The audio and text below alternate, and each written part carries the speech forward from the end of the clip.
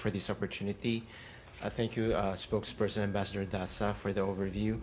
This is the fourth time Indonesia has assumed responsibility as chair of ASEAN, having been the ASEAN chair in 1976, 2003, and 2011.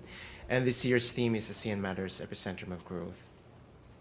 The President is expected to assert the importance of demonstrating ASEAN's centrality in the region amidst geopolitical rivalries and advancing the Philippines' priorities in ASEAN through regional and multilateral cooperation in areas such as long-term food and energy security, efforts towards economic recovery, combating transnational crimes, upgrading of technical and vocational education and training, adopting climate and disaster resilient technologies, and transitioning to renewable and alternative energy technologies, and the protection of migrant workers, among others.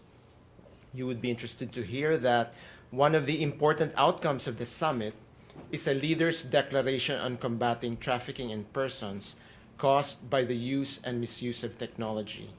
The statement is yet to be finalized, but this is something that the Philippines fully supports, owing to our advocacy in ASEAN on the protection of migrant workers and the Philippines' role as lead shepherd for ASEAN cooperation against trafficking in person under the framework of the Senior Officials Meeting on Transnational Crime.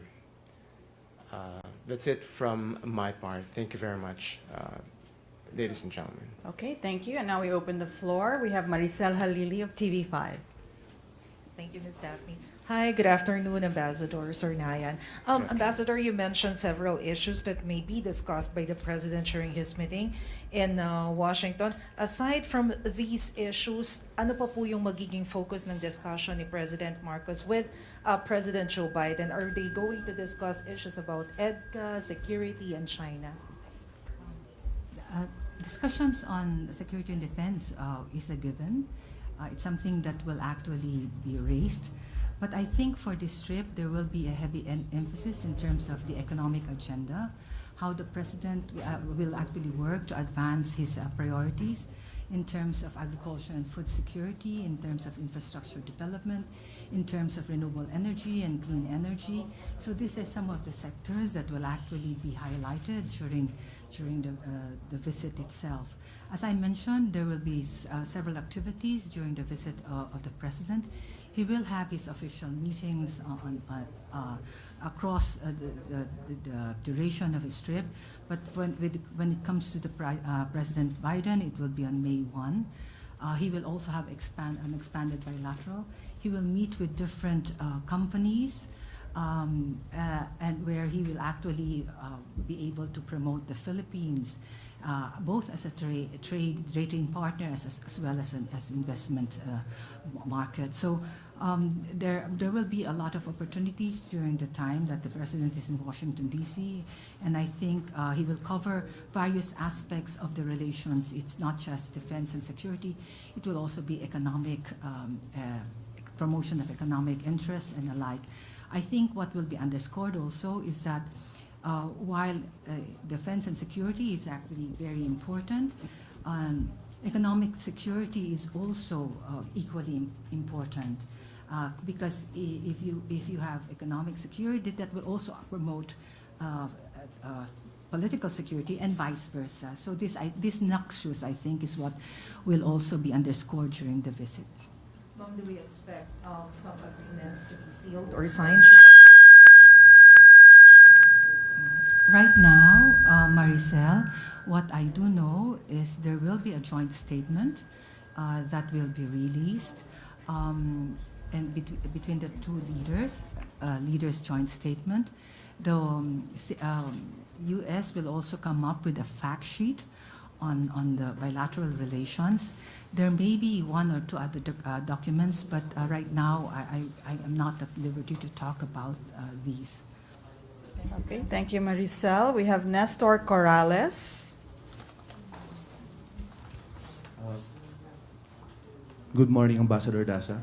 As a military ally of the United States, what commitment will President Marcos ask U.S. President Joe Biden in the face of China's persistent encroachment in Philippine waters and harassment of Philippine troops. Because just this Sunday, a Chinese Coast Guard ship blocked a Philippine patrol vessel, causing a frightening near collision of Philippine Coast Guards BRP Malapascua with a Chinese ship near Ayungin Shoal. So what particular commitment will the President ask his counterpart during their meeting?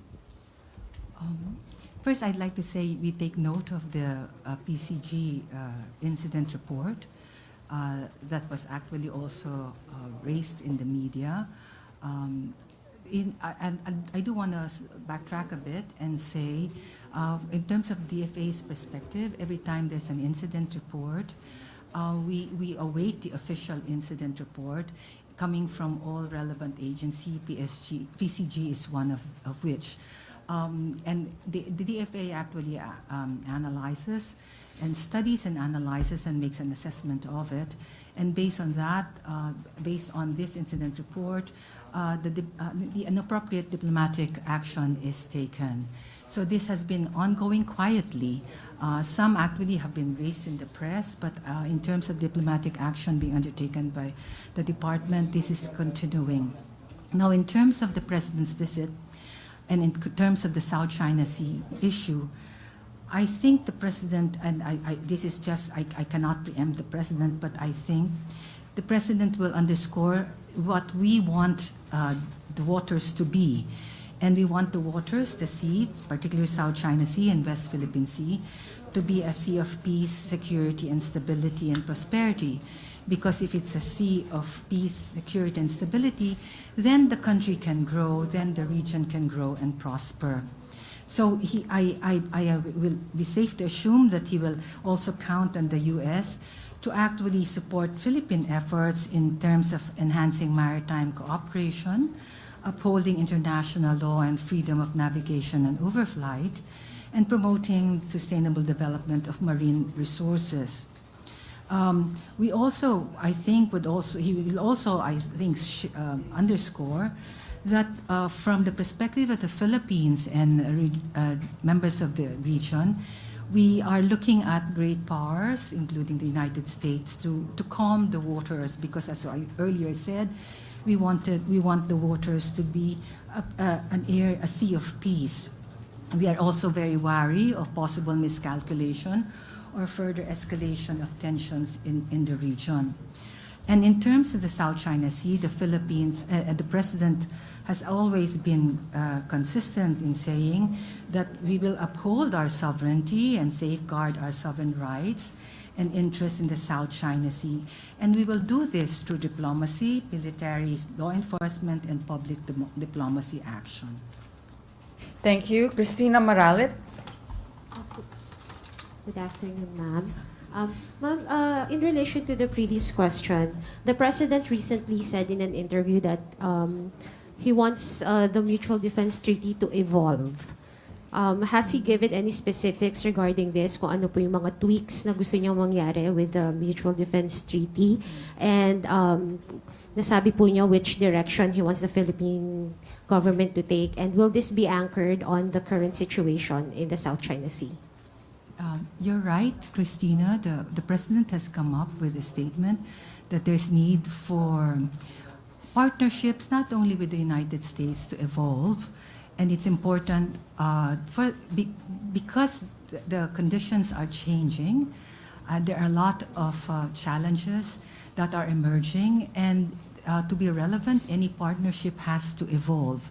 But in terms of the specific as to directions, I have not privy to specific instructions as how this will evolve. But I do also know that if it is a matter of evolving our defense security relations, it's not just the DFA that will be involved. It will be other agencies as well that will be involved in it, and including, of course, the DND, the National Security Council, and alike. Okay, back to Nestor Corrales. Ambassador Dasa, has the Department of Foreign Affairs or the government activated a direct line communication with China to raise the recent near collision incident in the South China Sea? China used it after the laser incident. If you recall, China communicated. There was they called and they raised their position. And we also gave our position regarding the military-grade laser incident in the waters. So that was one. But I also know that after the meeting, there have been an interest to actually activate different communication mechanisms. It's something that is actually being explored. Okay. Eden Santos, Net 25. Good afternoon po, ma'am. Aside from yung mga issue ng military, defense, security, isa po sa mas inaabangan ng ating mga kababayan ay kung ano po yung maaasahan ng mga Pilipino sa mga trips na ito ni Pangulong Ferdinand Marcos Jr. Like sa investment, are we expecting po ng mas maraming malalagdaang deals sa US and even sa Indonesia? Alam naman natin na laging nakatutok ang pansin ng ating mga kababayan, especially mga kritiko ng administrasyon, dito sa mga biyahe pong ito, foreign trips ng ating Pangulo. Yes, Eden, that's a fair question. I think it's important that we also know exactly what happens after. But it's premature for me to actually say exactly what would come out of the visit. I do know that the President will be joined by the economic team, and there will be different activities, as I mentioned earlier.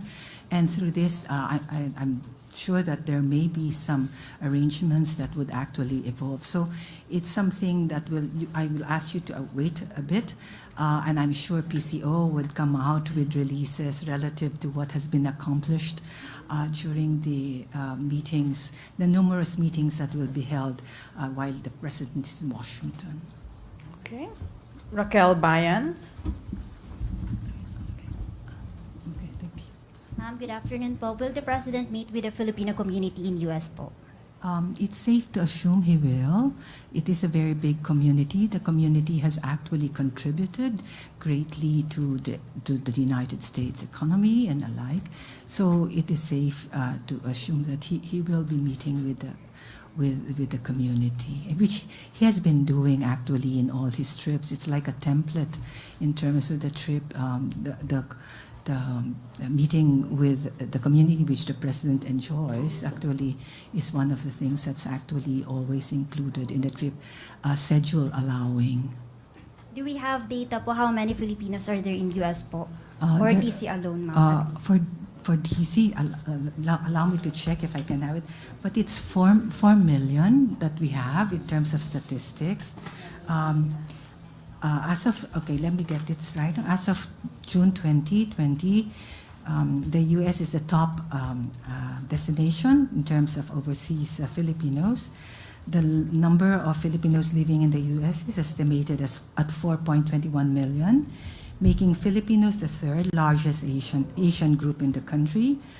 A number of Americans of Filipino descent also hold public office in the U.S. And among the top states with the largest concentration of Filipinos or Filipino Americans are California, which has about 1.6 million, Hawaii, which has roughly 372,000, Texas, which has about 202,000, Washington, which has about 190,000. I'm rounding it off, no? And Nevada, which is about 174,000. Okay. Ma'am, sorry po. Who are the cabinet officials po that will going to accompany the President to US? The final list always comes closer to the date of the trip. So, but it's also safe to assume that because the relations between the U.S. and the Philippines is multifarious, and it covers a lot of areas, he would bring with him, of course, the Secretary of Foreign Affairs, our Secretary of Foreign Affairs, the Secretary of DND, most likely National Security Council, members of the economic team, and because of certain aspects, maybe the Secretary of Justice. And so the final list, though, is something that will be released in due course. And because he's also meeting with the business community, it's safe to also assume that he will have some businessmen who may join him in the trip. Okay. Ivan Mayrina, GMA7.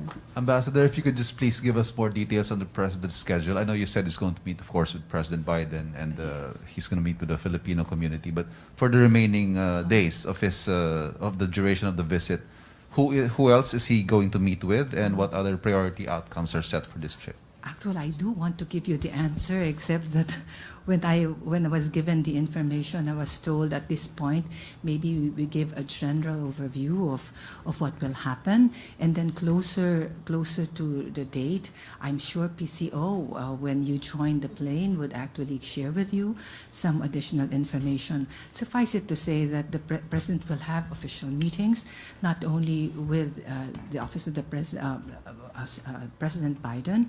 He will also be meeting with other government officials. Then he will also have business meetings. He will have the PhilCom. Then he will also have that policy speech that will be in one think tank in the United States. Thank you. Okay. Pia Gutierrez. Hi, ma'am. Is the president also expected to follow up on the earlier commitments that he was able to secure from American businesses during his last trip to the U.S. last year? Maybe since his economic team will be joining, that could be one of the things that will actually be undertaken by members of the economic team. But I'm sure that beyond what has actually been pledged, there's something that has to follow through, but there will be other areas that will also be explored. Okay, and I think we're about to wrap up. We have one last one from Nestor Corrales again, Philippine Daily Inquirer. Ambassador Dasa, is the president already aware of the recent incident in the South China Sea, and what are his directives to concerned government agencies? I think the directive has always been constant, that we'll have to promote Philippine interests, and if there are intrusions, if there are illegal actions that are undertaken in our waters, that we do the necessary action. And from our perspective, that would mean appropriate diplomatic actions, whether it be in terms of the issuance of note verbals, or if necessary, a clarification or a meeting with concerned parties. Okay, thank you very much. Thank you, Ambassador Data and ASEC Nayan, for the briefing about President Marcos Jr.'s upcoming meetings in the U.S. and the 40th ASEAN Summit. And thank you very much, Malacanang Press Corps. We will be back shortly for another press briefing on the situation of the Filipinos from Sudan. Thank you. Good afternoon.